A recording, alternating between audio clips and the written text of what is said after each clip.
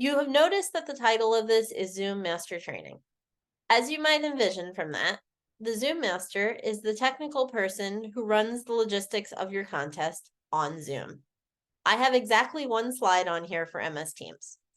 For some of you in corporate clubs, you use Microsoft Teams for your club meetings, whether they're hybrid or online only. If that's the platform you use, by all means, use it for your area contest. There's no reason to confuse everybody by switching to Zoom. While the buttons you press are different, the concepts are all the same. And conveniently, people who use Teams are almost always corporate clubs who use Teams for their day job, know how to use it, and have a help desk available to them. There's just two things I want to point out about Teams, and then unless someone asks a question, we're not going to talk about Teams ever again. The first one is there is only 1.5 people who can do breakout rooms on Teams. One of them is the person who created the meeting. The second one is someone with the title of breakout room manager, who must be assigned by the person who started the meeting, who created the meeting, which effectively means that if you created the meeting, you have to be there when the meeting actually happens. I recommend that whoever is your Zoom master or Teams master be the person who created the meeting, so you don't have to track down another person to deal with breakout rooms at your meeting. That problem does not exist on Zoom, and that is the end of Teams by Teams. Zoom is better. All right, on to being Zoom master, the topic you all came here to see.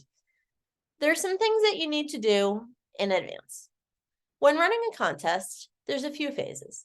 The first phase is recruiting people to be in your contest. That's typically done by someone other than the Zoom master.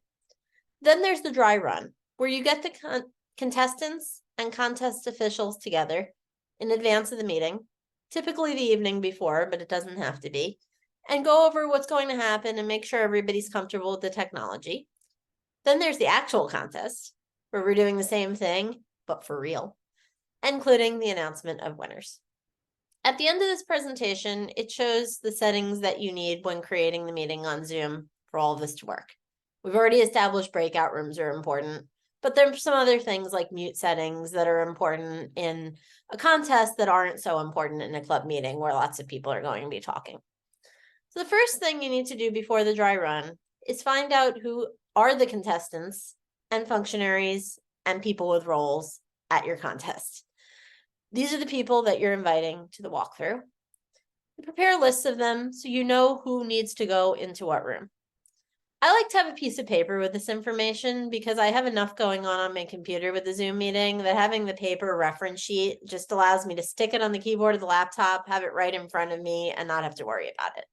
But everybody's got different personal preferences, and that's totally fine. When you're doing the dry run, you're going to remind people that they should have specific titles for themselves. The contestants are going to have a convention that tells you they're contestants. The people with most roles are going to have that as well. Judges are special, but everyone can know who the timer is. Everyone can know who the ballot counter is. It's totally fine.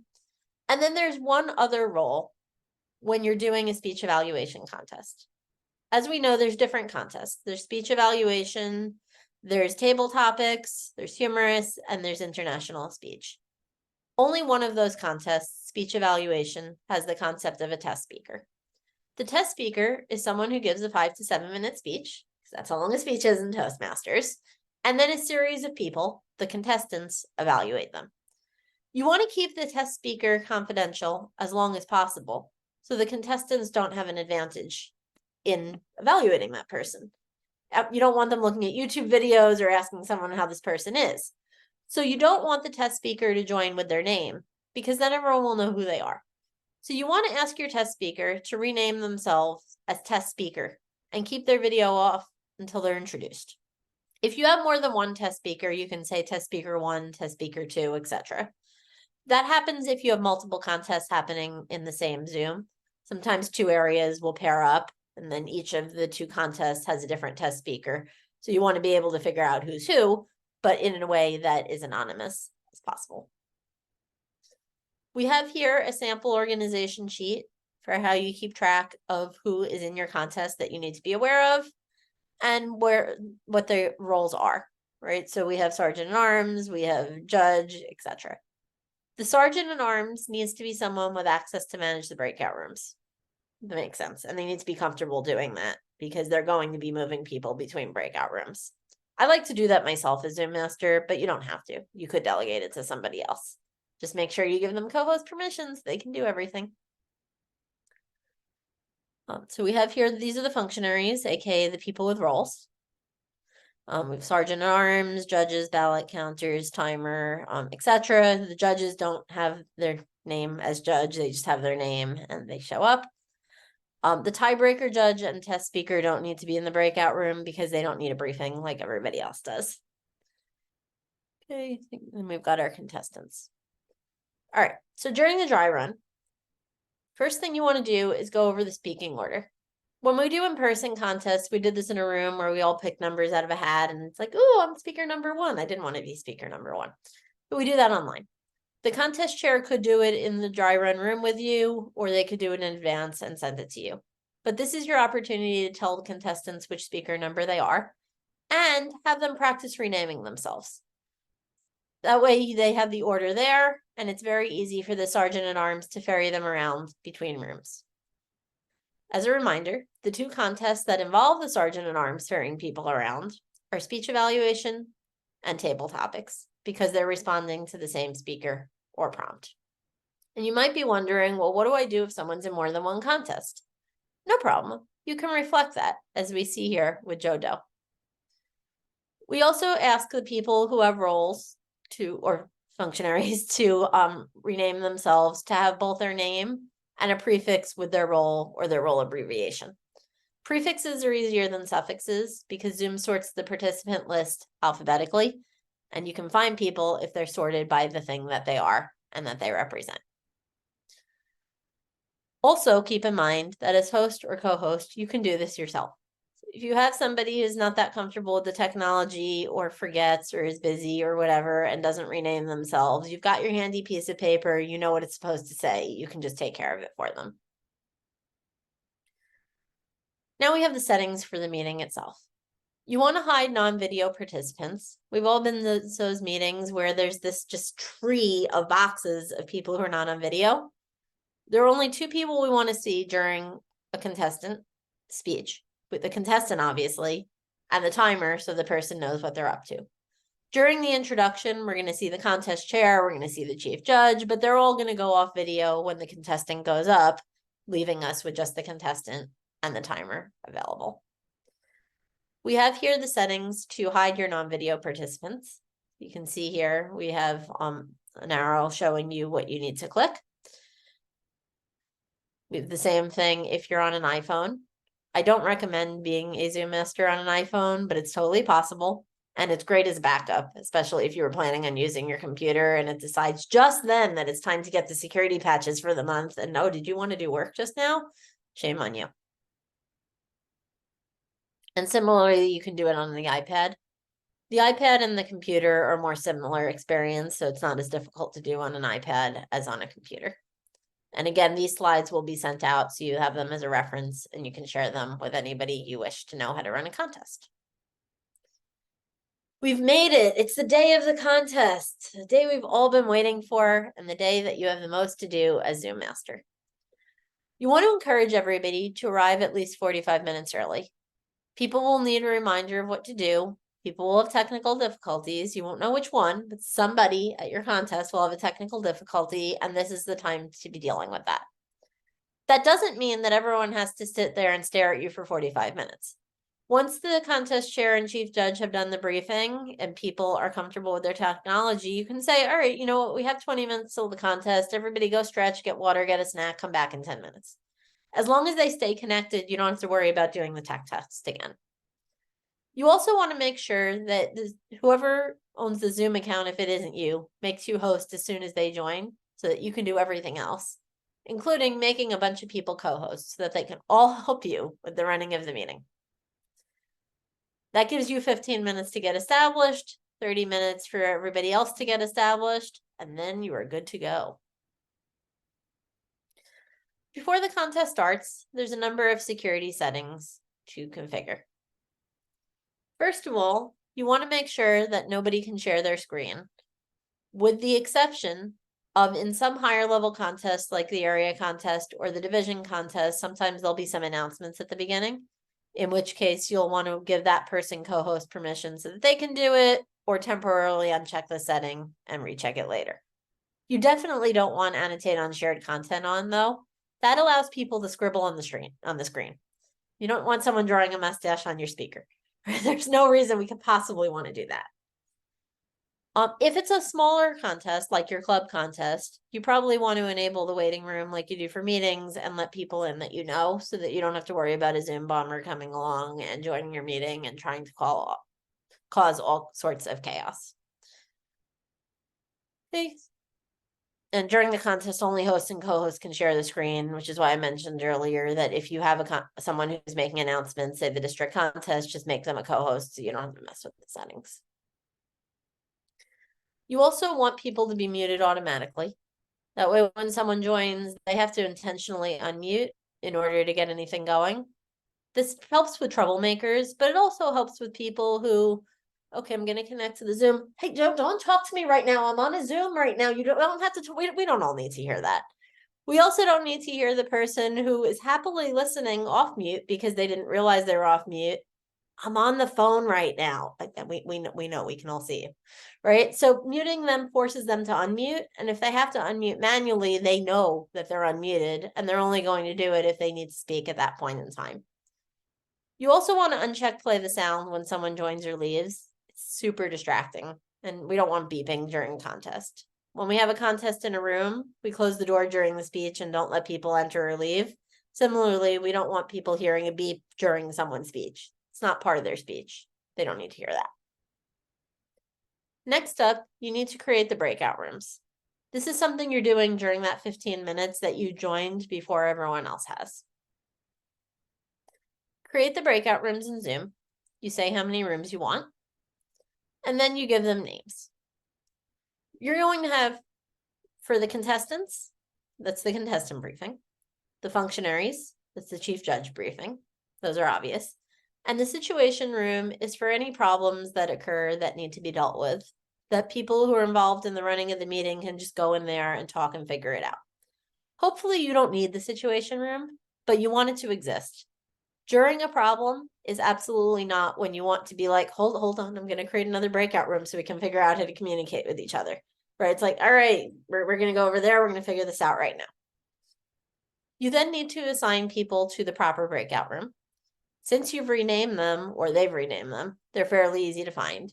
You can drag them into the room you want them to go to. Similarly for functionaries.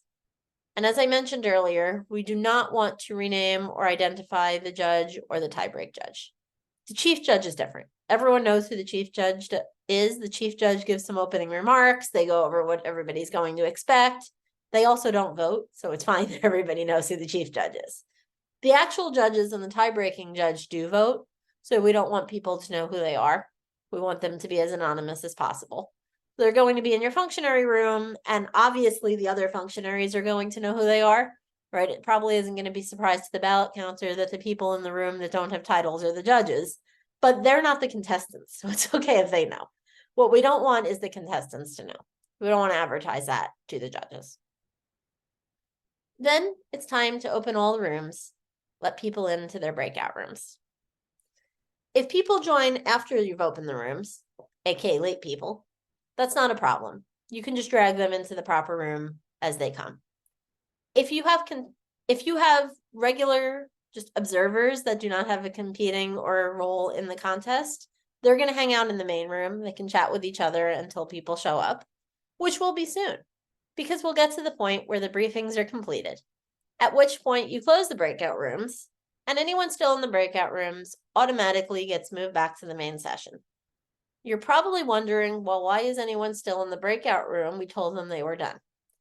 The answer is some people do not know how to get out of the breakout room, and some people are afraid to, because the button to get out of the breakout room is similar to the button to end the meeting. So some people are just going to wait there until you move them back, and that's completely fine.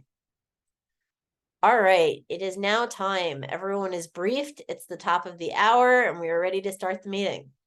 This is the time to mute all participants. Anyone who stayed muted, of course, is still muted.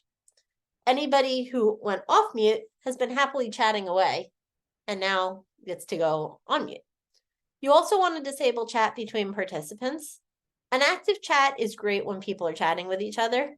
It's not great during a contest. It biases people, it distracts people. Nobody wants that. Then you spotlight the contest chair and the chief judge, so everyone sees who they are, and delete the breakout rooms. You have to delete the breakout rooms because we're going to use different breakout rooms later, and not deleting the breakout rooms results in lots of confusion. I got a message here. When running a contest recently, we set up a separate WeChat group to communicate between the organizers.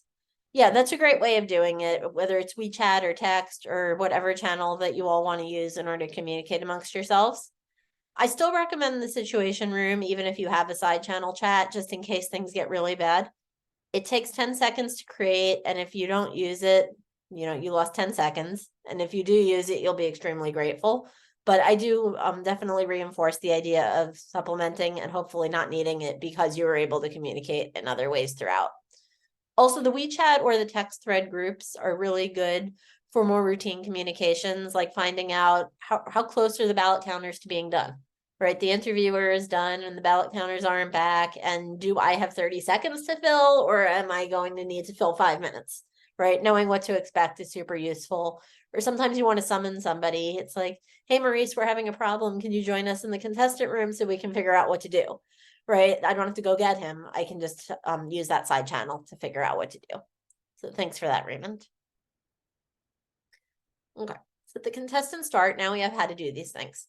We want to mute all the participants. We have how to mute all the participants. Then you want to disable chat. So we have how to disable chat with all the participants. And you can allow the host and co-host to chat. It's everyone else that we're worried about, because the hosts and co-hosts are the people that we have established as trusted and trained. They're not going to start chatting during someone's speech.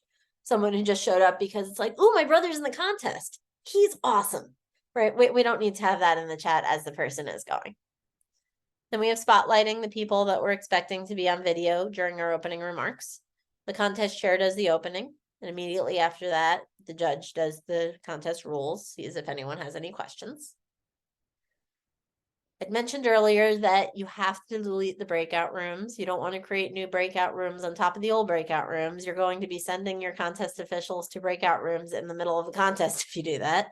So you absolutely want to delete all the old rooms, never to be seen again, because we need to recreate the contest rooms that we're actually going to use.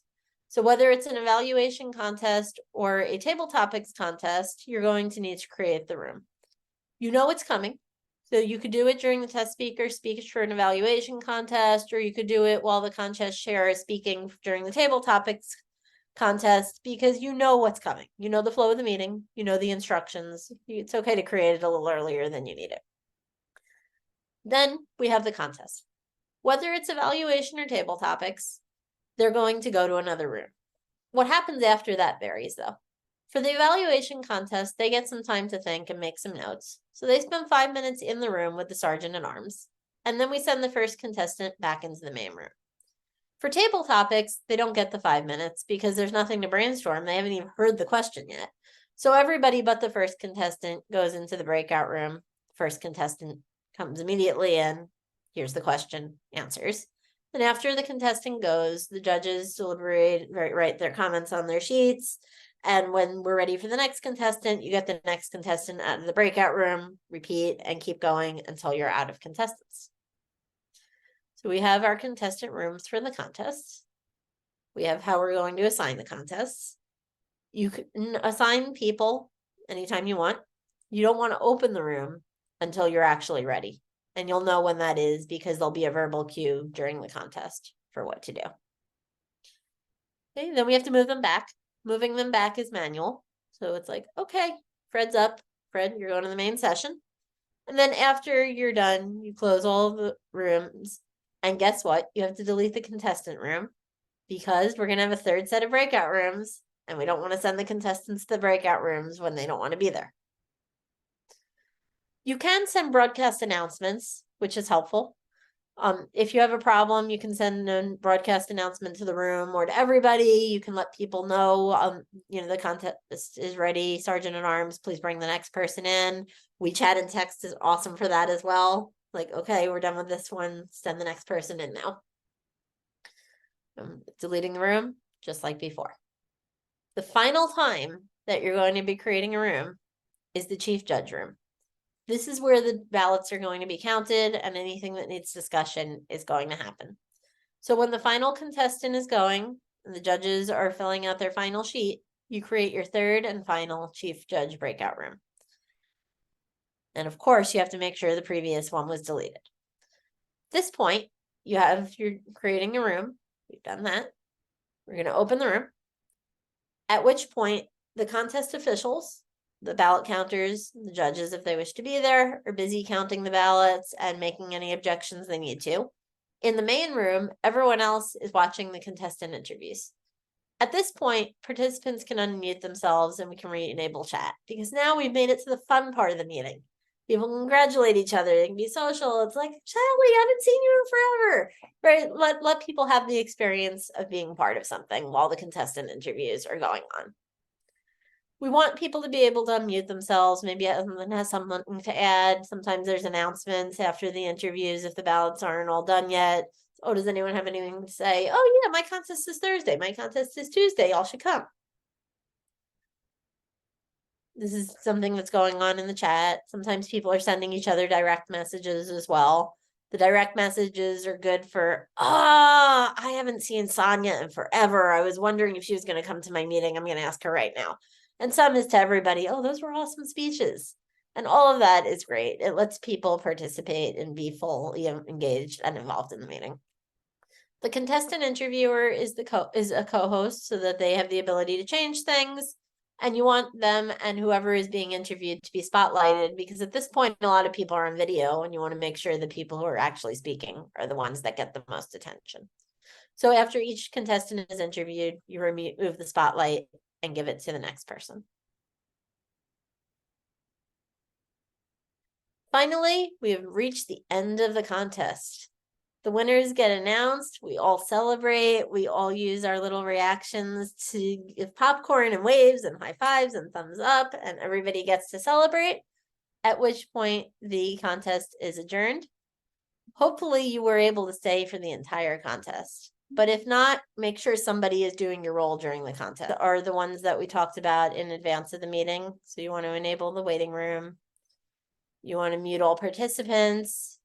You want to allow chat, except we disable chat later in the meeting. So this is allowing chat in principle, but we only allow it for specific portions. We want to enable send files via meeting chat. So we have the ability to post the agenda of the meeting in the chat so that everybody can see it. We want to be able to send notifications to everybody. We want to mute people automatically. We definitely want co-hosts because there's a horde of people who are going to have co-host access. We want to show the meeting control toolbar so that you're able to find stuff. We want to enable screen sharing for the same reason. We want to be able to show the meeting agenda. We want to allow meeting reactions, let people thumbs up, let them be happy and excited when we have chat enabled. It's fun. We do not want people to be allowed to just automatically rejoin. They should have to go to the waiting room again. We do want to allow people to rename themselves because we're asking people to rename themselves. It'd be awkward. Can you rename yourself? Just kidding. We have to do it for you. And of course, we want to enable breakout rooms.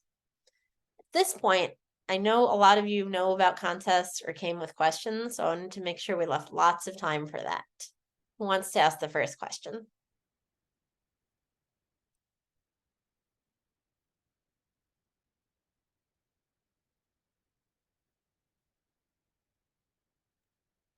So, Jeanne, what if we don't see these features settings in our display of options? The first thing you should do is find the person who normally sets up your meeting because they probably have access to the paid account and either set up with them or have them add you to their organization so you could do it. The next one is to check Google in case they moved it. Zoom moves things all the time. And then the third option is to ask somebody else who has done it more recently and, hey, do you know where this is? Thanks, Jean. And I'll It's usually also, problem number one that you don't have access to do it in the first place. Similarly, if Zoom tells you your meeting is going to be 40 minutes long, that is a clue that you are not in the paid account. And since your contest will invariably be longer than 40 minutes, you need to get in the paid account before you do it. Jeffrey asked, is this applied to hybrid contests? No, this is about online only contests. I have not participated in a hybrid contest, so I don't have a lot of advice to offer there. My club does hybrid meetings, but we do online only contests because the area contest is online only. And we want people to have as similar a experience as possible. And if and when the district goes back to in-person contests for area, we're going to go back to in-person contests for our club in order to match that. Does anyone have experience with hybrid contests that could add anything on that front? I do. We did it when we actually did the District 119 conference last year. It's a Oh, lot of that's moving true. parts. You Right. did. I was at the table with the other Zoom masters. It's a lot of moving parts. The thing what we did in our conference is we made sure one person managed the camera that actually was aimed at the stage. One person, since they would be taking care of the chat, seeing and making sure everybody's microphones and cameras are off during the contest. It's important because when the contest is going, some people want to be recorded. When other people leave their cameras and microphones on, in the recording, you'll see a second set of camera. Mhm. So you won't just see the one camera aimed at the stage. You'll see whoever's on has their camera on. And that was a disruption. We had to crop that video before we sent it out. So that's one thing to be aware of. The other thing that's really important, and if you're going to be doing this in person as a hybrid, work with the technical team who's in the facility. Make sure you got your microphone levels set. Because if the microphone levels are too high, you could talk to the person next to you in a really soft voice saying, "Did you get that?" And that microphone on stage can pick it up. You have to be, in addition to doing like a sound check, you have to do like a sound check with everybody in the room. So this way you could hear a difference of the noise environment because it does change.